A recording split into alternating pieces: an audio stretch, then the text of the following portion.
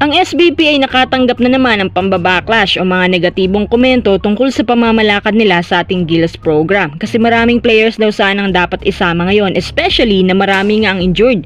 At ayon sa mga reports na may kinalaman nga raw si Alfrancis Chua sa Gilas selection na ito.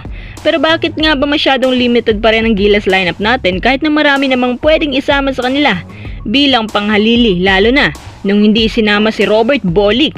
Bakit nga ba wala siya? SMB, galit na nga ba kay Vic Manuel dahil pinabulaanan nito ang sinabi nila na siya nga injured? Sino ang nagsisinungaling?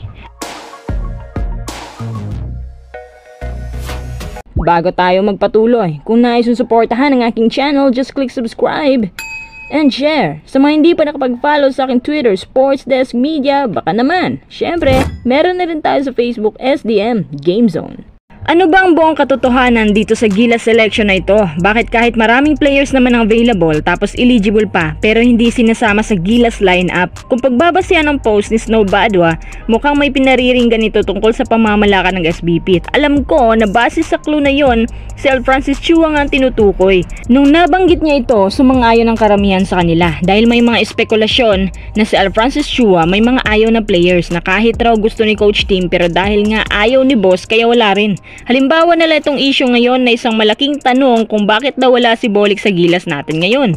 Pwede naman daw siyang ipalit sa posisyon ni Scotty Thompson kasi magaling naman si Bolick. Tsaka bukod sa kanya, may isang player pa daw ang hindi type ni Alfrancis Chua pero napilitang isama dahil ang SBP mismo ang pumili sa kanya. Focus tayo dito kay Bolick. Dagdag pa sa mga espekulasyon na ito, nagalit daw si boss kay Bolick dahil umalis daw ito ng bansa imbes na dapat sa SMC team na ito mapupunta. Pero ano nga ba ang buong katotohanan sa issue na ito ni Bolick? Actually, kung si Coach Tim ang tatanungin mo, ang gustong player ni Coach Tim yung role player. Doon pa lang parang nagets ko na si Coach Tim mismo ang ayaw kay Bolick. Bakit? Si Bolick magaling both ends of the floor. Pero pagdating sa international level, para kay Coach Tim parang sobra na siguro kung kunin pa si Bolick. Meron na tayong CJ Perez, meron pa tayong Chris Newsome, tapos puro mga defensive player pa yan. Kaya para kay Coach, mukhang hindi na niya kailangan ng mga kagaya nila. Sabi nga ng ibang netizens, ang dami ng buwakaw, tapos dadagdagan pa ng buwakaw. Para sa akin mga kuys, magandang desisyon ng pag-alis muna kay Bolick sa lineup dahil naniniwala ako na hindi siya fit sa system ni Coach Tim na masyadong madiin, maraming pasikot-sikot. Kung sa bagay, lahat naman may opinyon. Sabi nila, lahat ng opinyon tama.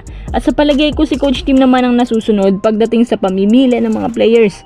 Sa isang banda, naniniwala din ako na may mga political issues pa talaga na dapat i-resolve pagdating sa Gilas program natin.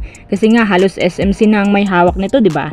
Kaya alam mo na kung ano ang mga plus-minus pagdating sa Gilas selection. Oo naman, si Coach Tim ang nasusunod pero meron pa ring 60% sa Gilas program na may pamumulitika. Sangayon ka ba dito?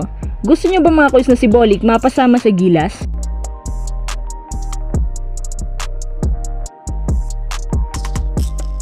Tara, next update. Vic Manuel matutuloy na sa MPBL dahil galit ng SMB sa kanya at si Manuel naman dismayado na sa kanila. Hindi na rin alam ni Manuel kung hanggang kailan pa siya mananatili sa team na to. Base sa kanyang latest post, lingid po sa inyong kalaman si Manuel ay matagal nang inaakit ng Manila Stars na lumipas sa kanila kahit nung mga panahon na wala pang issue ni Manuel sa San Miguel. Ayon sa isang PBA source, nang offer daw kay Manuel 450,000 kada buwan. So kung iisipin mo talaga, mas malaki pa siguro ang matatanggap ni Manuel sa Manila Stars kumpara sa PBA na 400,000 lang ang maximum deal sa mga veterano. Pwera na lang kung may under the table ang ino-offer ng SMB kay Manuel. Maraming sources na rin nagsasabi na galit ng SMB sa kanya dahil pinabulaanan nitong statement na sinabi ng isang manager tungkol ito sa mga injuries na umano'y siyang dahilan kaya hindi siya ginagamit. Pero nilinaw ni Manuel na walang injuries, talagang hindi lang ginagamit. Isa itong pagpapahayag ng pagkawala ng interes ng SMB sa kanya dahil una, may edad na, pangalawa, injury prone.